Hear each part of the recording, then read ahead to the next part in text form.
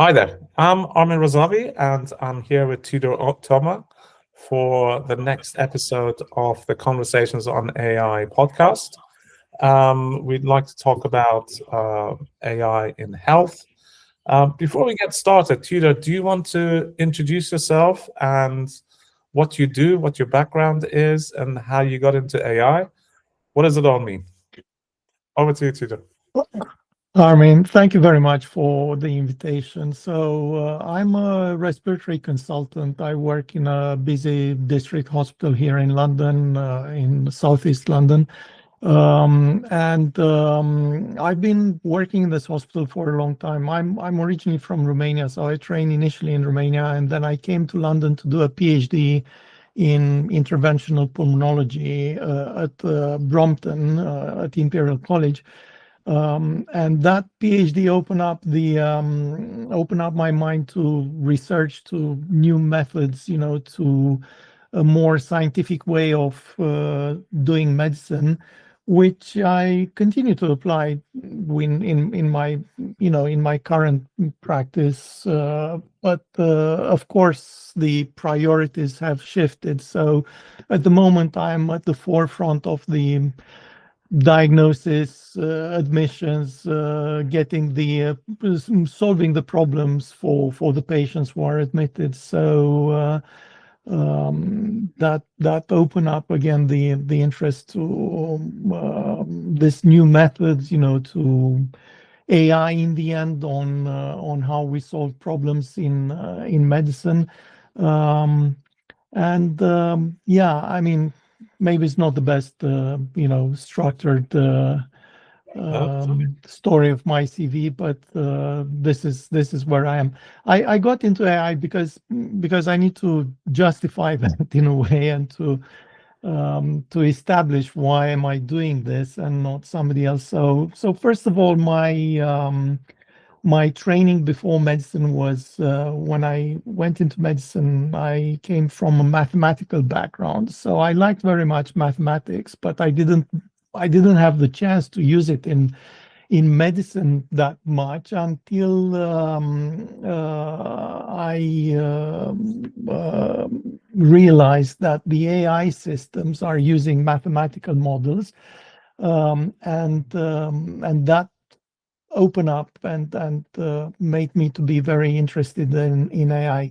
And in more practical way, I got into AI, into this generative AI, the think of the type of AI that we're talking about, mainly in the last 3 years since models like ChatGPT appeared, because I was also doing course on how to write in medicine, how to write a scientific paper, and I thought generative AI offers some tools that we can use for scientific writing, and that was the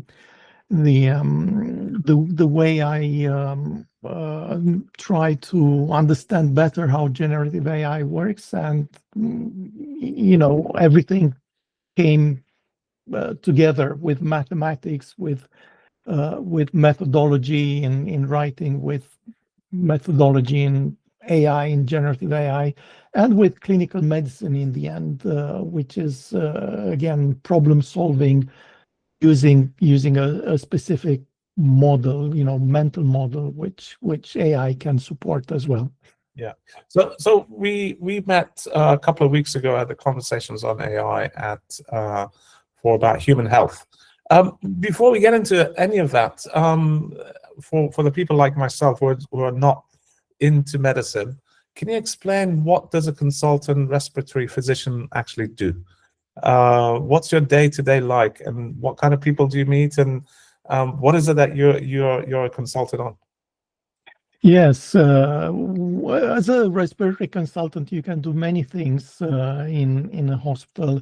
I'm working in the acute medicine end of medicine, which is basically the gateway into a hospital admission with a medical problem. And I have this expertise in respiratory problems, which is problems related to breathing and related to the lungs. So we have to examine the patients. We need to establish what is the cause of their problem, and then we need to initiate the specific treatment to solve the problems that the patients have in hospital, or the problem for which the patients presented to the hospital.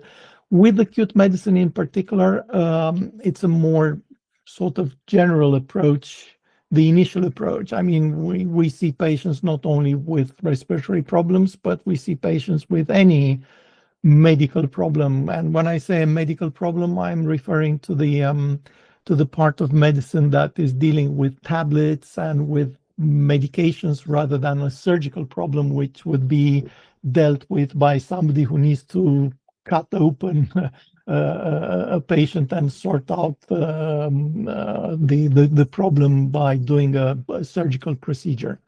So that is surgical treatment and intervention, and we do medical interventions. And you do the diagnosis as well before you do the intervention, or? Yeah, of course. I mean, diagnosis is the key element of the problem solving, basically. So every patient that comes to the hospital comes with a particular problem, and most of these problems would require a particular sort of process to solve the problem. I mean, some problems, if you have a bone broken, it's an easy problem to solve. But if you are unwell, if you have, for example, breathing problems, there are many causes for a problem which looks the same. Yeah, so breathing problems, many causes to explain a breathing problem. So you need to go through a mental process that requires history taking and examination and tests and integration of the test results to come up with a solution, which is the diagnosis. And then you need to initiate the treatment based on the diagnosis, which must be the correct diagnosis. Otherwise, the treatment is not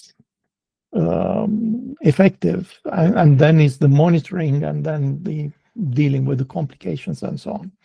And how do you do these diagnoses? Is it mainly X-ray? Is it other means?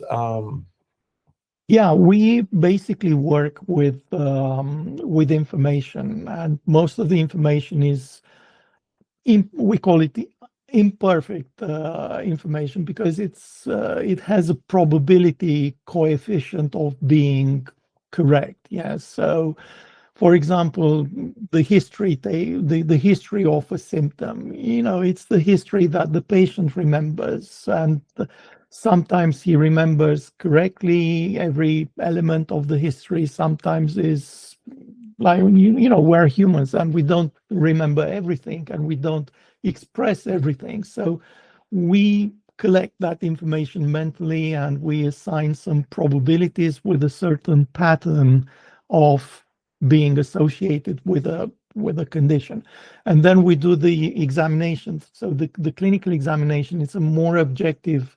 You get a more objective type of information. So an information with a higher probability. So, for example, when I examine a patient, I can say he has or he hasn't got a certain sign. Okay. And then we do tests which are coming with even more precise information. So we do like a scan, a CT scan, a computer tomography, which gives even more precise information. And all this information is then factored and analyzed in the clinician's brain based on the training, based on what we've read from textbooks and protocols and presentations, and it's also based on the experience of that particular clinician, and it's also based on epidemiology on the number of presentations that the patients can have in a certain area. Yeah, so like a certain infectious disease, which is more common in a particular area. So you think more, it's more likely to be that condition based on that epidemiology. So all this is analyzed in a way we think it's a clinical thinking, yes, and we come up with a diagnosis, and then we do a test which should confirm that diagnosis, and then we start the treatment. I hope it makes some sense, but that's basically what. Just to replay what I understood, and it's really important from an AI point of view. So there's qualitative input from the patient themselves. They're telling you about their breathing problems or coughing and so on and so forth, and the history of that. Then you do the examinations, and then you do further tests, maybe with machinery and much more precise tooling, and you base your diagnosis and medication that you prescribe based on your own knowledge, expertise, and what you see in the tests. So it's a combination of all these things that lead to actually medicating and any medical intervention that you prescribe. Is that absolutely? Yes. Like a summary of what you do? Fantastic. So there's a lot of data involved in everything. Exactly. Yes. Yeah. So how much does AI help you in all these different stages of what you do?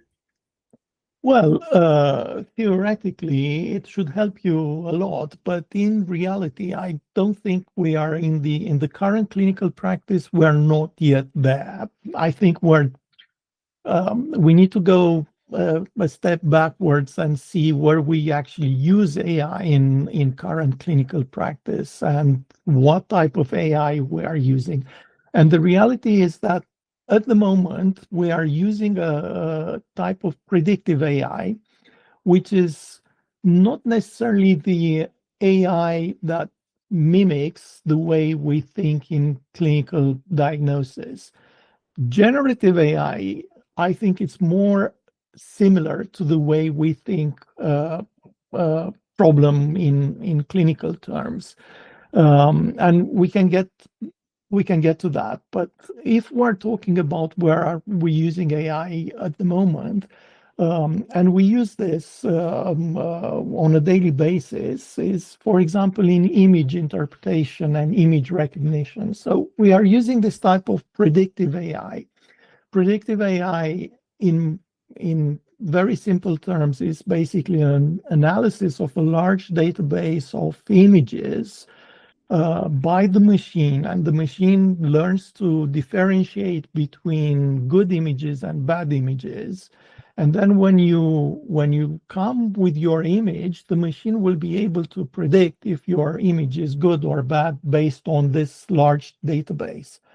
So that is the application which is most commonly used now in our hospital. Generative AI is different. So generative AI will generate content, a number, a word, based on a specific context. Okay, so if I say pain, generative AI will associate with pain a number of words from the training the LLM has had. Okay. Now, if I give a more specific context, if I say chest pain and difficulty in breathing, the machine will associate to chest pain and difficulty in breathing a more focused number of words that, again, have a probability to appear after chest pain and breathing and difficulty in breathing. So in this way, the generative AI, if you give the right context and if you give the right prompt, can associate the words which are basically the diagnosis in the analysis of a large context. So now if you think generative AI can actually take the whole history of the patient, which is imperfect as it is given by the patient, yes, with your findings from the clinical examination, with some results from the test that you have available, and tell you which is the most likely word associated with this large context, and that word can be the diagnosis. But of course, you still need to be in the loop and make sense of that diagnosis.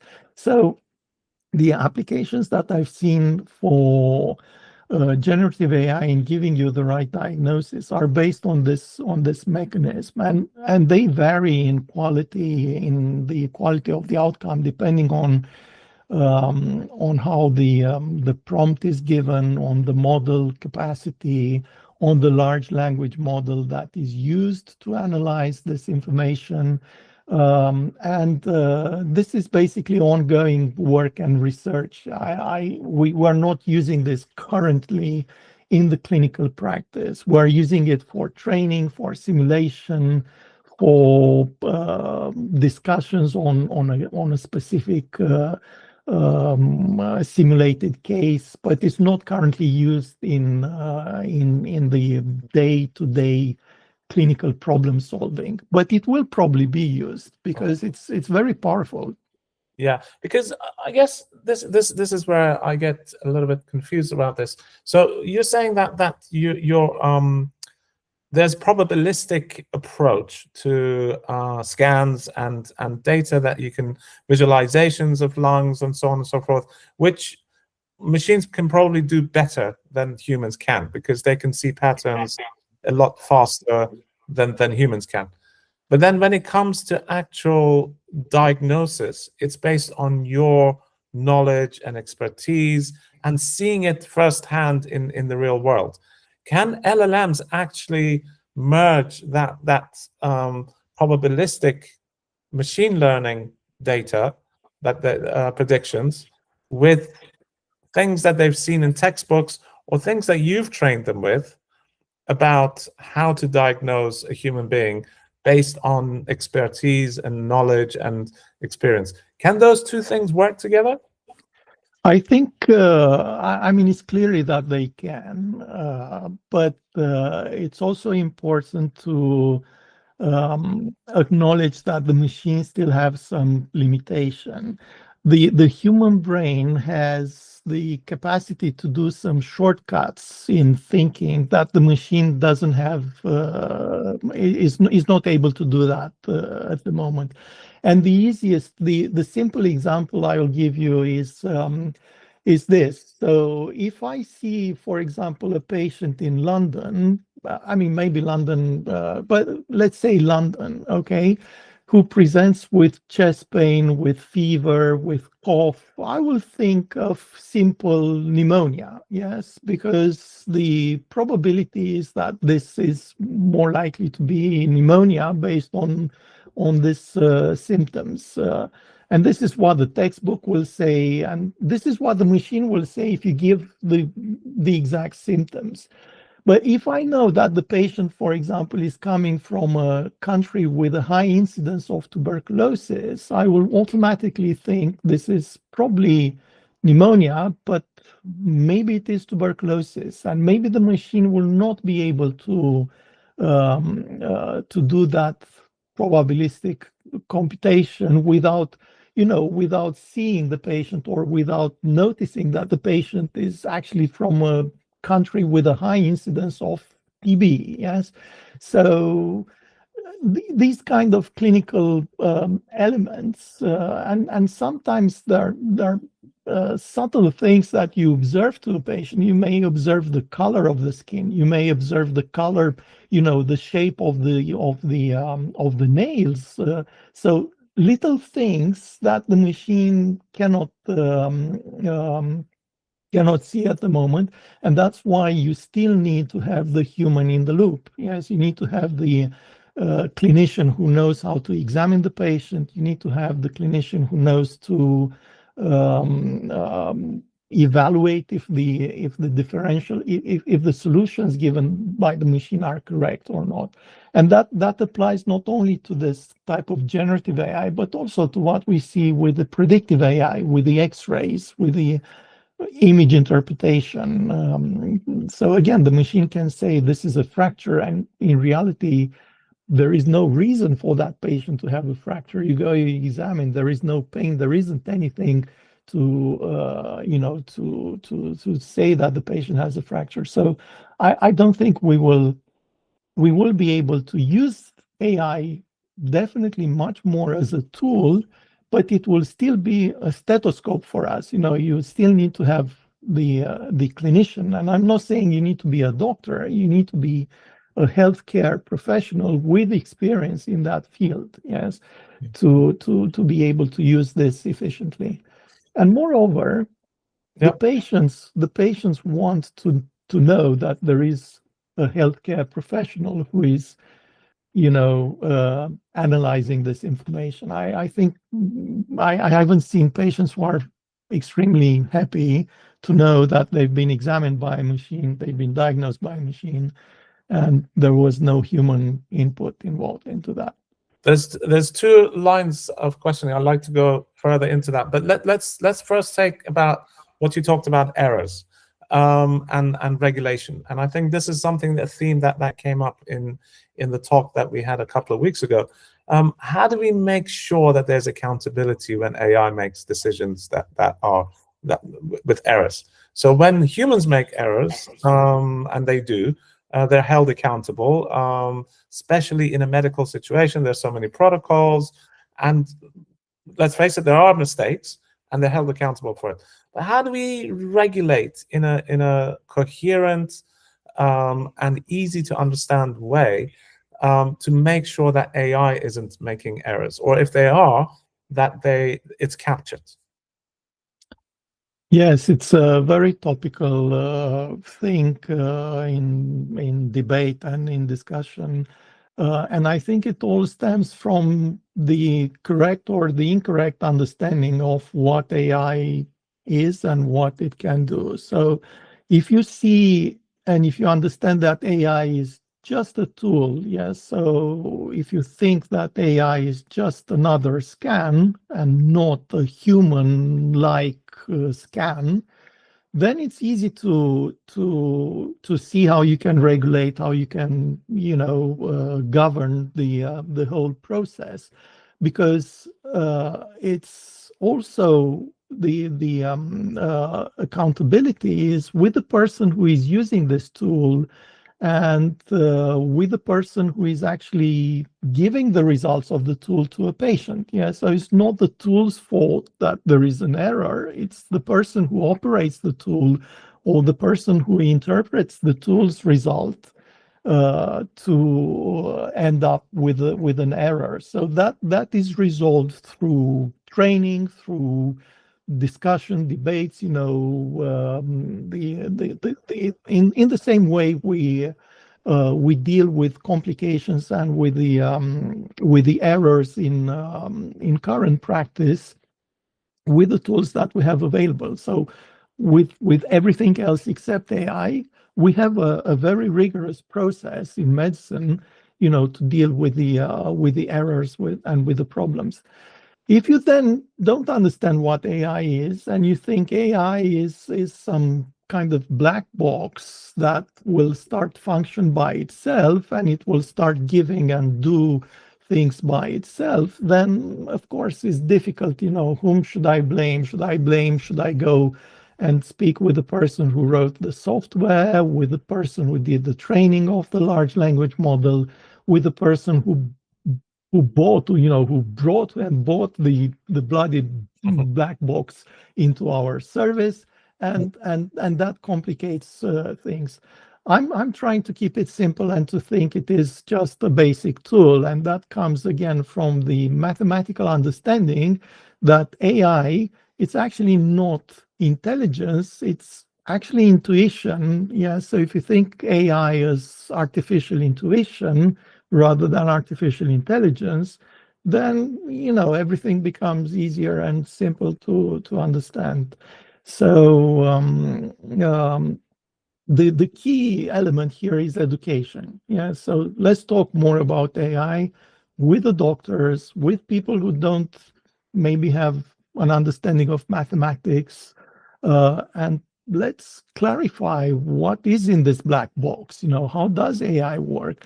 What are the capabilities? What are the limitations? Where should we remain involved? What should we check? And that will solve the problem. Yeah, so I understand what you're saying about how humans should stay in the loop, basically on the medicine side. So on the physician and the people who are providing the care. And you mentioned earlier about patients and the patient's responsibility or patient's interaction. I know a lot of people, not naming any names, who self-medicate and diagnose using AI because it's available, it's easy, it's 24/7, and it's relatively cheap or free in most cases. How do you reconcile these two things, where you said on the diagnosis and medication on that side, on the healthcare, we should ensure that the human is in the loop? What about the patient's use of AI? How do we ensure, how do we ensure that it's safe? Yeah, I will start from maybe again an example from the practice. We see more and more, patients coming, and they said, "Oh, I've asked ChatGPT what should I get, and this is what ChatGPT told me, and I want that to happen to me in the hospital." And then we say, so my answer to that is, okay, it's a tool, but let's see how you use this tool, and let me show you how we would use the tool. And if you go and see how most of the people will use this, I mean, they would use it like Google with very poor prompts. They would use a model which is free without many capabilities, and the result would be a poor result. So when you have this discussion with the patient and you have a minimal training, saying this is the prompt I would use, you are an expert, you structure the prompt for the patient, and then they will get the results which are closer to what the books will say and closer to what so I think it's also a matter of getting used and also knowing how to use AI as a patient. I think we as doctors, we need to explain to patients how to use AI and let them use it, but in an educated way, rather than just deny them the possibility to use them or criticize them that they're using it. I don't think that's a solution. And the reality is patients have used Google for a long time, and we have this expression of Dr. Google. You go to the doctor and you come up with what Google is saying. Now you go to the doctor, you come up with what ChatGPT is saying. But I think, again, ChatGPT can be very powerful to prepare you as a patient to have a very informed discussion with your doctor. But you need to know to use like a minimum knowledge of how to use correctly ChatGPT. So we need to help the patients in this way as well, with a bit of training. Do you have any examples of when AI LLMs helped the patient, and examples of where it didn't help the patient, that it was had an adverse effect? Do you have any case studies that you can show us? We had an exam. I mean, there was a patient who came with a slightly odd presentation, and when you decide what the diagnosis is, I mean, we keep a list of possibilities, yes, which we call differentials. Okay, so we think this is most likely the problem, but it may be this or the other. And we had an honest discussion and said, we think most likely this is the problem. This is that's why you have this problem. But I'm not entirely sure. It doesn't add up entirely. And then she said, oh, I've done my work on ChatGPT and I put all my symptoms and all the history and everything in ChatGPT. And ChatGPT said, this other solution might be the explanation of what I had. And then we took that on board. We went through everything that she said. We analyzed all the information again without ChatGPT, and it did add up. And we found the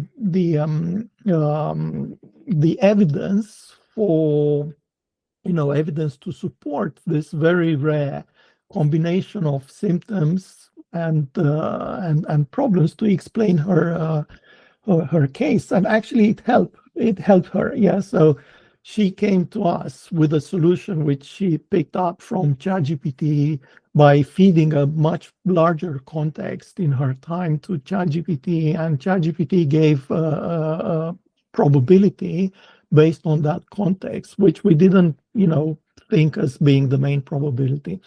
But again, she was an orientated patient. She knew how to use ChatGPT. She used a large context. I mean, the LLMs are very context. They want a very larger the context, better it is the probability.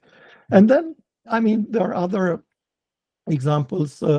Sometimes the patients don't say that they've checked with ChatGPT. They said we want this or the other. Yeah, so we have now more and more patients who are insisting on a particular type of investigation or a particular type of test, which doesn't have, I mean, it doesn't add that much up to the solution of the problem, but it does consume resources, and these are in particular like scans. Yeah, so patients, I have a bit of headache, and then I go to ChatGPT. ChatGPT says, oh, you need to do an MRI scan, magnetic resonance scan. And then you are in the hospital or you go to the doctor and you say, I really want to have this scan. Everybody tells me that I need to have this scan. And so this is where you end up doing maybe unnecessary investigations. Yeah. And then they can, I mean, there are certain symptoms that would mandate a scan. And when you ask, so, but do you have this? And they will say, oh yeah, maybe I have this. So you are in an area of probability where you can't get out unless you do the scan. Yeah, so the scan will increase that probability to 100% or to 0. But with what you have in that moment is neither 100% nor 0, and the only way out is to do the scan. Yeah, so this is one of the examples where it's detrimental. And this is what you talked about in your speech at the conversations on AI about human validation for confidence and the emotional patient interaction. So where do you see the limits of AI, both at the predictive side of things and both at the machine learning predictive side of things, and then at the large language model patient kind of interaction with the medical world? Where do you see the limits, and should we set limits? Yes, well, it depends on how we define the limits.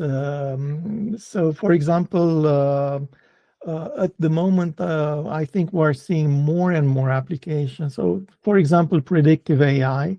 Predictive AI can analyze not only, so, when you look, for example, at an X-ray, you look at the big changes on the X-ray. The machine can analyze the minute changes on the X-ray, which your eye cannot necessarily analyze that. Once you have more data to associate these minute changes to a particular type of condition or a pattern of sort of development, you can be very specific with an X-ray which to your eyes look normal to say that this patient will develop a certain pathology.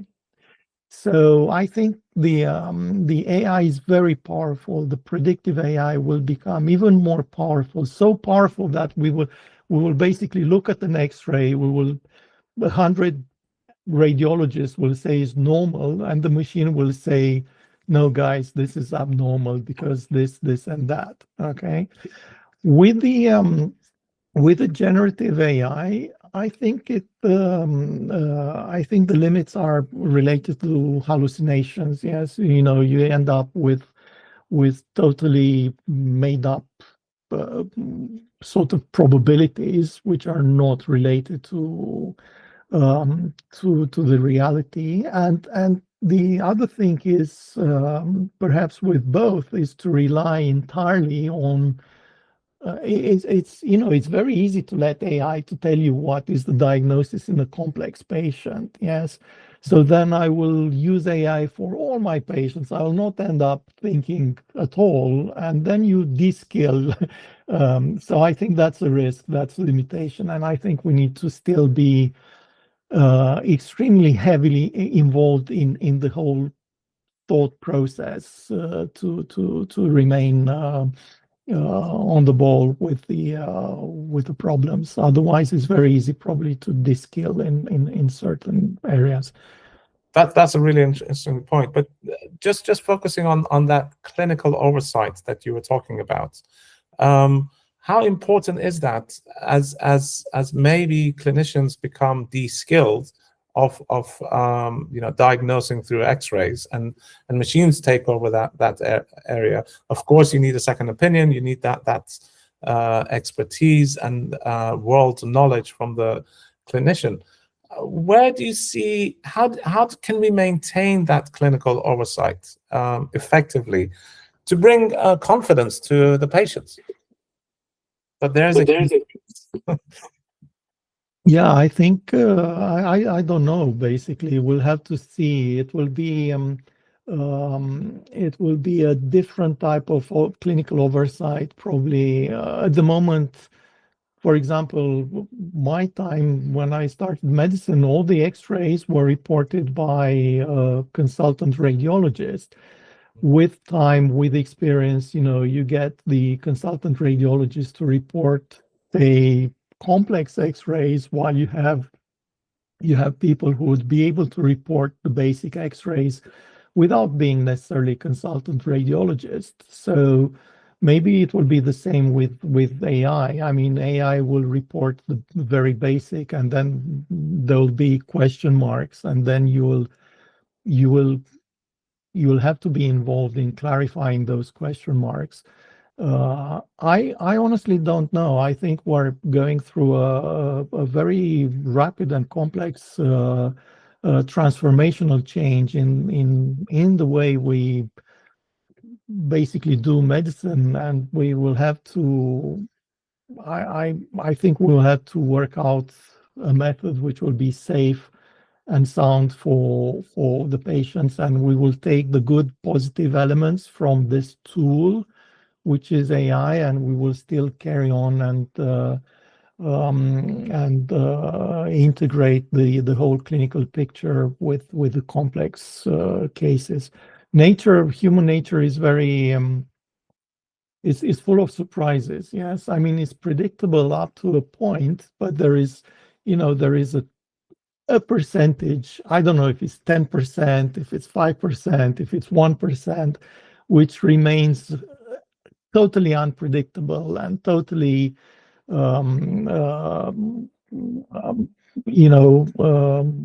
crazy in the combinations that you can end up with, and that would still remain the problem to be solved by an experienced clinician. Yeah. That is absolutely true. People are crazy, so it'll be an interesting. Well, crazy. I meant, yeah. No, I know what you meant. We'll ask in a LLMs creative way. They can predict how unpredictable we can be in the future. Let's move on a little bit to training and literacy, because I think in your talk you were actually focusing a lot, interestingly, on how you're using AI to talk back to patients. Can you replay what you said at the talk about, the way that you summarize medical notes and things?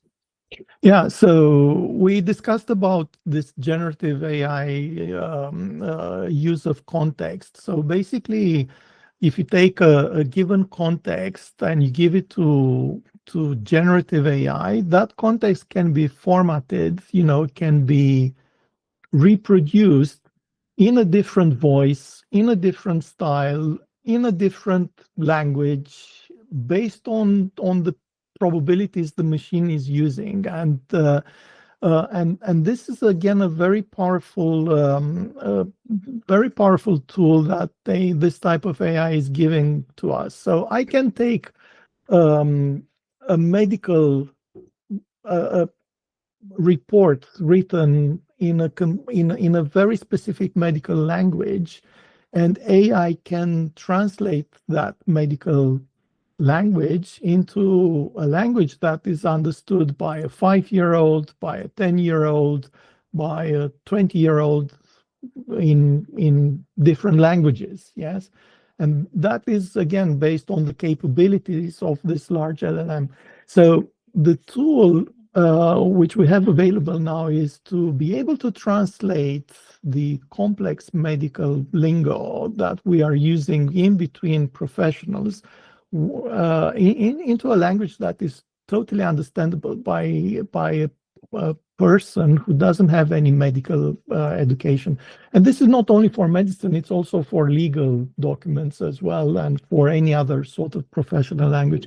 And we discussed, we said that there is a reason why we use this medical language when we speak between, say, a surgeon and a medic, because we want to be very precise with the information that we transfer between us. We want to be very quick. We want to prioritize. I mean, there is a prioritization in the way we structure the information. And that is completely different from the structure of, say, Hollywood movie or, a type of a story that a person who is not a medic is used with. But AI and this type of generative AI can beautifully transform, without many hallucinations, this context of a specific medical language into a language that it's understood by the patient.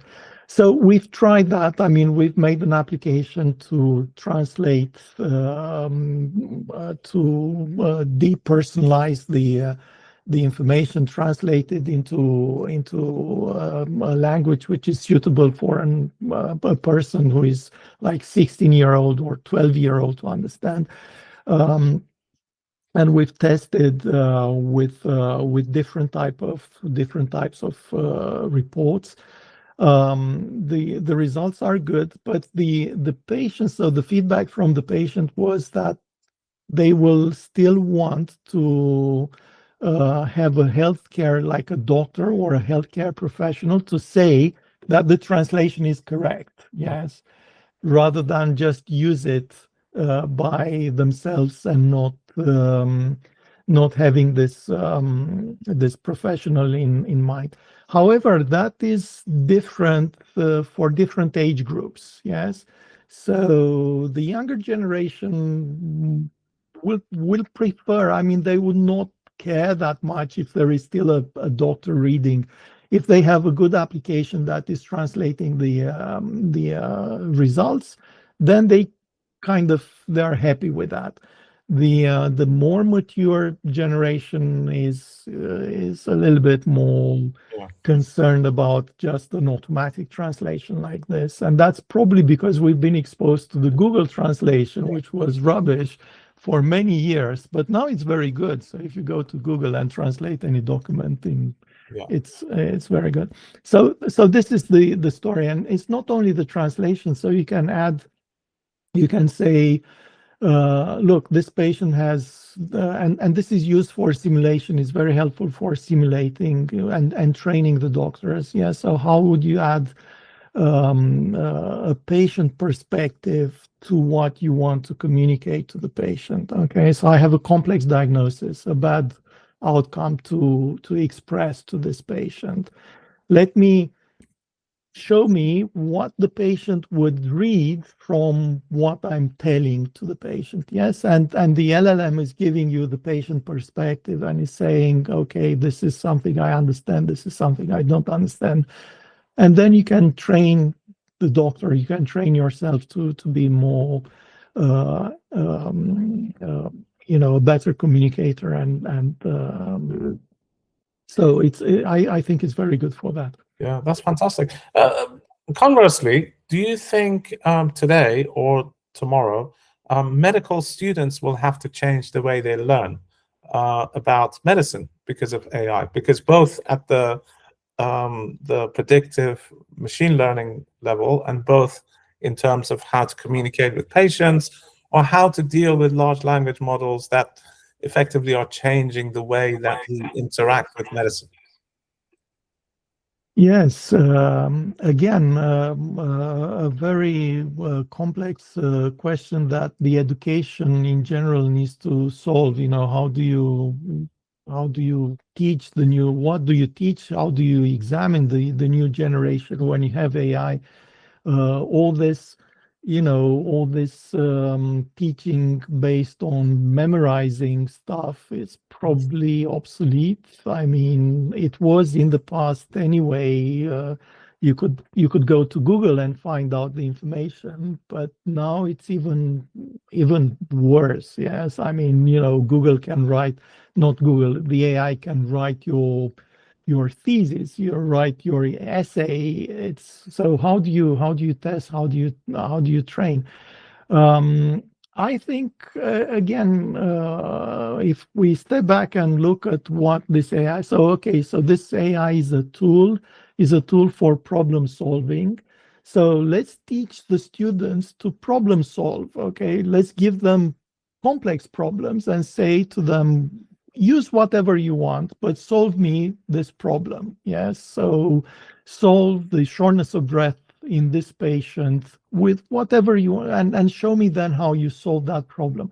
So it's a very different approach from what we were used to do in medical school. Yes, we used to learn a lot of theory, and then through accumulation, the thinking was that you'll basically build your LLM through accumulating those textbooks, and with experience, you'll be able to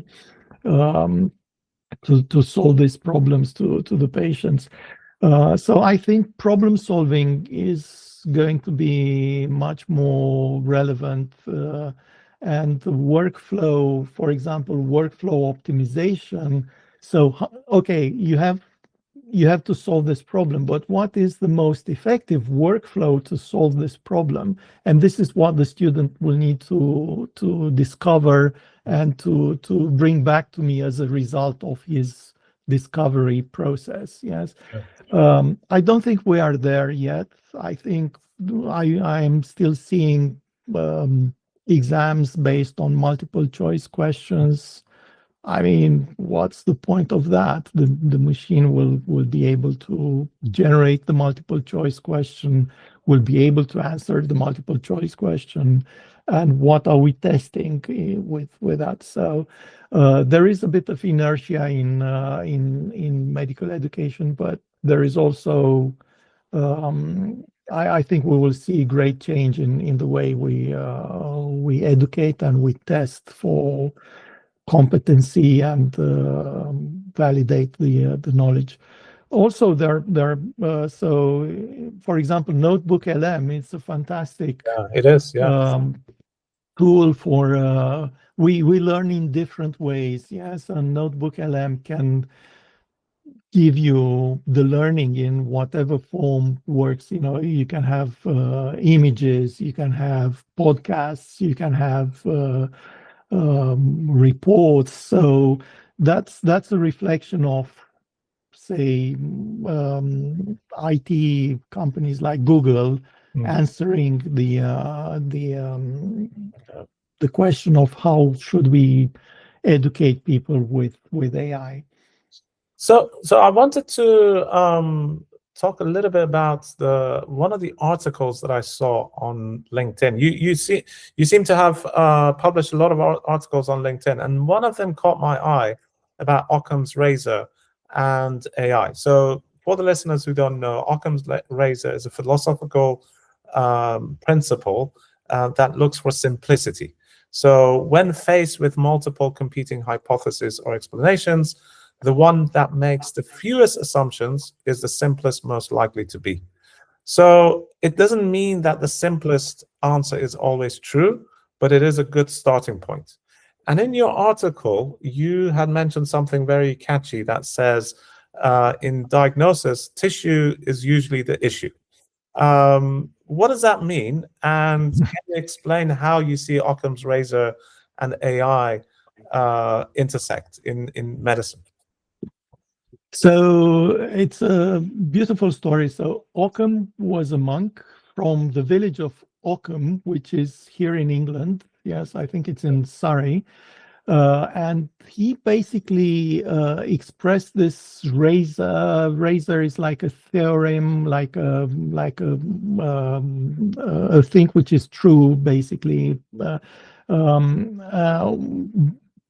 Sensing the mathematical probability. So what is he saying is, if you have a number of things trying to give you a solution, and then you have another thing in that context which would suggest a second solution, most likely that other thing, the second thing, is still related to the initial things. Yeah. So if you have certain symptoms, and say certain symptoms would suggest pneumonia, and then the patient says, but I have some abdominal pain as well, which would suggest an abdominal pathology, probability is that is more likely to be still related to pneumonia if the patient has indeed pneumonia.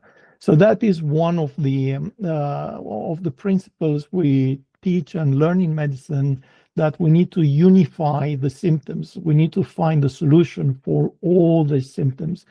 And this is again reflected by the probability, what the machine does, like a large language model, with the context you give. Yes, so you give a large context, the machine will give you the most probable word associated with that context. So this is the parallel between the Occam razor and the AI.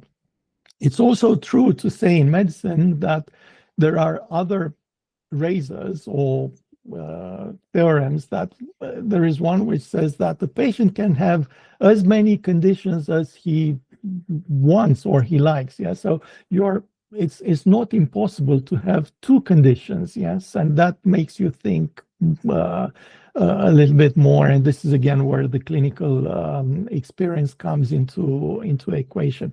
But for most of the cases, for the standard, the basic cases, you are able to unify to find an explanation for the symptoms. Now the tissue at the moment, so the histological diagnosis is the most specific one to explain the pathology. Yeah? So for pneumonia, ideally, we don't do that. We don't need it. Yes, but for particular types of pneumonias, which are complex and rare, you need a piece of lung to be under the microscope to tell you it is that particular type of pneumonia, because everything else is the same. So being able to get that tissue and getting the tissue analyzed, it's the most helpful thing to give you the diagnosis. And that's why we're saying tissue is the issue, because if you don't get it, you don't solve the problem. And now with technology, with robotics, for example, with robotics bronchoscopy, which is a technology to pick up small amounts of tissue from the lungs, from different parts of the lungs, very precise, with the help of a robot, basically, that will navigate in the lung. You get more and more precise biopsies, precise tissue that will give you the answer. So this is basically the end of the whole story of how you start with some symptoms, you unify them with the Ockham razor, but in the end, you have technology that will give you the final diagnosis with a tissue diagnostic. Excellent. So I have to say, Tudor, your explanations are amazing, and the analogies that you use are beautiful, and they bring it together very, very nicely. Thank you very much for that. Just to finish off, I wanted to ask you, what do you see as an optimistic future of AI in medicine, and what do you see as a pessimistic future, and what are you doing to make it better? I think medicine is somewhat behind. I mean, medicine, when I'm saying medicine, I'm talking about the healthcare professionals. We are somehow behind the IT people in terms of understanding AI and understanding the possibilities of AI. And we feel very pessimistic. I mean, we kind of click more on the pessimistic scenarios that yeah, AI machines, this black box will miss the diagnosis, will be impersonal, will be non-empathic, and so on. I think the future is, AI, and again, AI is a tool. So this tool is a very powerful tool. Is a tool so powerful in certain parts that we've never had anything like this before. Yes, so to be able to give a context to a machine which is like 1,000,000 tokens, yes, 1,000,000 words of, so that's the whole history of the life of a patient, if you want, and the machine will be able to analyze that. And that's just one example. So I think AI as a tool is very powerful and will slowly recognize that, and we will probably be able to use it in a correct way, where it's needed, how it is needed, and that will help tremendously the medicine. So it will speed up the diagnosis. It will make it easier to diagnose, and not only to diagnose, but to treat very efficiently people maybe in smaller hospitals, outside of the hospitals, in the GP practices, where why would you go to a specialist when the GP can, for example, have an AI specialist telling exactly what the specialist will say, yes? So, but that will take time. And again, with medicine, we need to go through processes of validating the information, validating the tool, like we said, we need to do it like with any other drug or any other device that we use in medicine. So it needs to have studies, safety studies, efficacy studies, big trials, randomized trials, and so on. That takes time, that takes money, and it may delay a little bit the application of AI. I think I remain very strong on the topic of education. And this is what we try to, and that's why I came to the meeting as well, because I think we need to learn, and we need to talk to the people and spread that learning to both to our colleagues and also to patients, and that will help. So education is the key to use AI correctly, ethically, efficiently, and it's not only in medicine, it's probably in day-to-day life as well. Fantastic, thank you. Is there anything we didn't talk about that you would like to say? No, I think we've covered. Maybe I talked a little bit too. No, it's all. It was much. fantastic. Yeah. I'm not sure how it will sound on the. No, it was really good. I want to thank you very much for your time. I thank you. You provoked me. Yes. For your energy and enthusiasm and your knowledge and background. It was a pleasure, and hope to see you and talk to you even more. So. Yeah, thank you, Armin. Very, very, very nice, and I was really impressed by the event at the university. I said that to everybody basically, because the structure was very good. You had time to say something. You also had time to get some feedback from the public. The participants have had the opportunity to come into the discussion. So I think it was and the dynamic of the talk was very good. We'll hope to see you at the next one. And these podcasts are a way to actually continue that discussion, give you more airtime to give us your knowledge and background. Okay, thank you very much.